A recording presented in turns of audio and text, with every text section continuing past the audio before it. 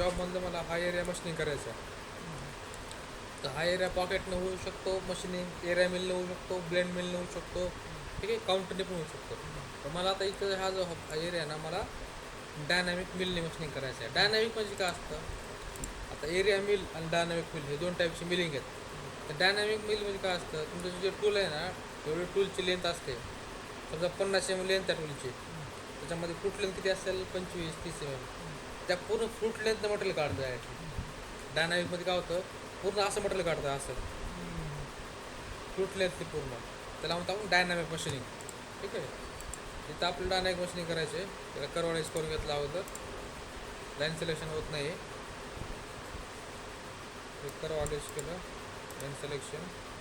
ठीक आहे, ऑफसेट आपलं टॉपला सेट आहे, सेंटरला टॉपला machine mill default,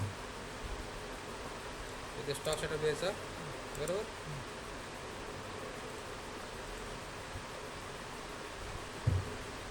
bounding box इथं ऑल्शन म्हटलं, रॉ मटेरियल आपलं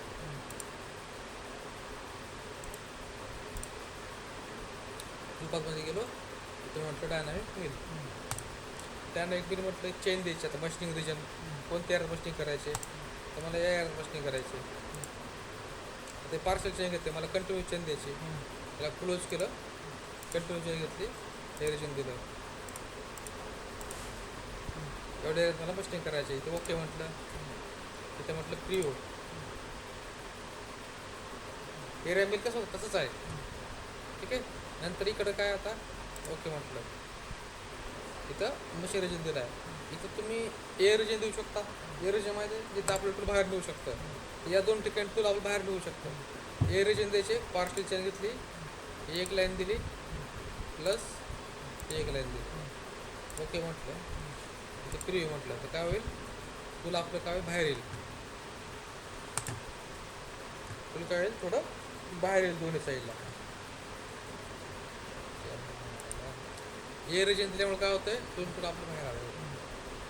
ठीक आहे, आता टूल सिलेक्शन, क्रिएट टूल, एनमध्ये घेतलं समजा 10 किंवा 10 घेतलं. ठीक आहे, फिनिश. कट पॅरामीटरमध्ये आलं डायरेक्टली, गोल्डन डिफॉल्ट वापरायचं. कट पॅरामीटरमध्ये आलो. आता इथे तुम्हाला क्लाइंट कन्व्हेन्शनल, इथं आपण झिगझॅग म्हटलं.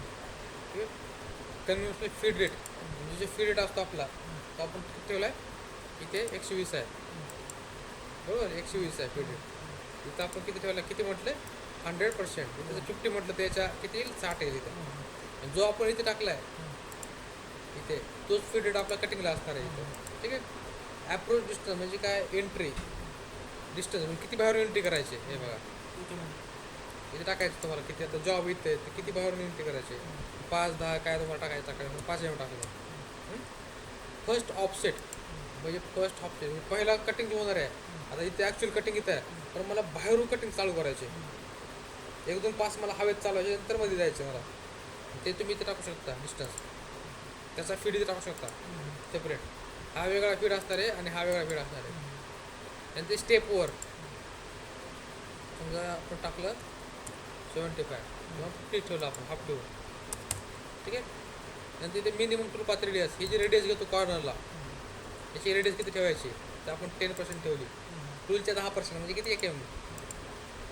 टूल 10च आहे ना, 10च्या 10% म्हणजे किती, 1 mm. नंतर इथे कीप टूल डाऊन म्हटलं, टूल आपल्याला खाली ठेवायचे. इथं स्टेप आपलं वॉलला स्टॉक ठेवायचा आहे तर ठेवू शकता किंवा 0 करू शकता. मायक्रो लिफ्ट डिस्टन्स म्हणजे वरती किती टूल उचलायचे तुम्हाला आणि त्याचा फीड किती ठेवायचा तो इथं. ठीक आहे, इथं मायक्रो लिफ्ट इथं नेवर म्हटलं आहे म्हणजे मला लिफ्ट करायचं नाही वरती, रिट्रॅक्ट. ठीक आहे, इथं नेवर म्हटलं आहे.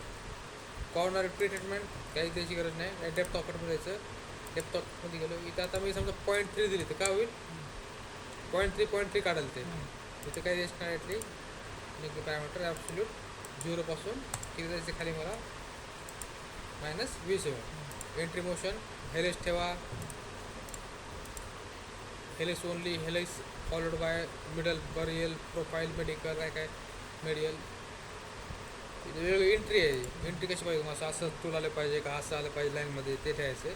डिफॉल्ट ठेवलं चालतं हेलेसमध्ये. ठीक आहे, त्याची इथं मग किती वरतून पाहिजे चालू झालं पाहिजे, त्याचा अँगल किती पाहिजे, हा ठीक आहे. त्याची पिच वगैरे काय ठेवायची तिथं आपण ते हे करू शकतो. पण डिफॉल्ट ठेवायचं की रेडियस आहे म्हणजे किती गोल फिरायचे, किती रेडियसमध्ये फिरायचे गोल, इथे रेडियस टाकायचं. No reference from machine are problems as it is plain top top top कुरंट लॉन केला आणि ओके म्हटलं. तर आता मी किती दिले डेप्थ कट 0.3 दिले आहे. बरोबर.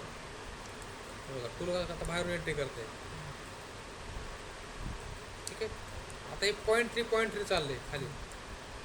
पण डायनामिक मध्ये आपण मशीनिंग अशी मशीनिंग करत नाही. आता मला किती खाली द्यायचे टोटल 20.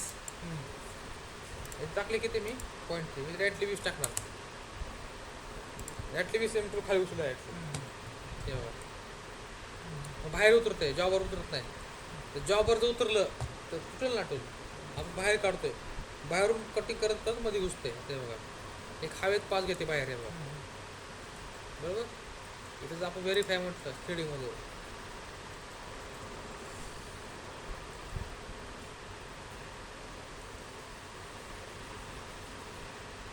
जेवढं टोलचं फ्रूट लेंथ आहे तेवढं पूर्ण वन टाइम घेतात.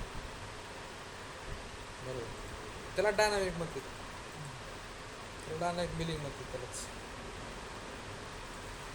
डायनामिक पिल पण ऐकलं असं ऑप्शन होतं का, पिल पिल बिलमध्ये आपण बघितलं डायनामिक पिल.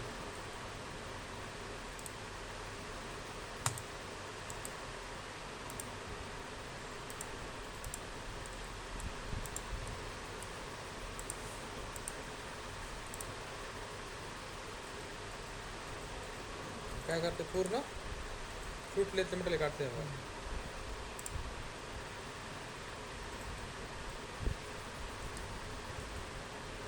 आणि ते काय त्या मार्क येतात, तुम्हाला फिनिशिंग द्यायला लागेल. मग त्याने मटेरियल कसं काढलं बघितलं, त्याने मटेरियल बघितलं कसं काढलं तुम्ही, पूर्ण फ्रूट लेथ म्हटलं काढलं. तुम्ही व्हिडिओ पण बघू शकता असतं यूट्यूबवरती. कारण आता हे कसं आहे, ह्याच्यामध्ये काय टूलची स्ट्रेंथ तेवढी पाहिजे, मटेरियल तेवढं तुम्ही सॉफ्ट पाहिजे, तेवढे पॅरामीटर व्यवस्थित टाकले पाहिजे. कारण थोडं जरी टूल हार्ड असलं किंवा मटेरियल हार्ड असलं, टूल लहान असलं काय होईल, मग टूल तेवढा लोड हे करणार नाही ना तेवढं.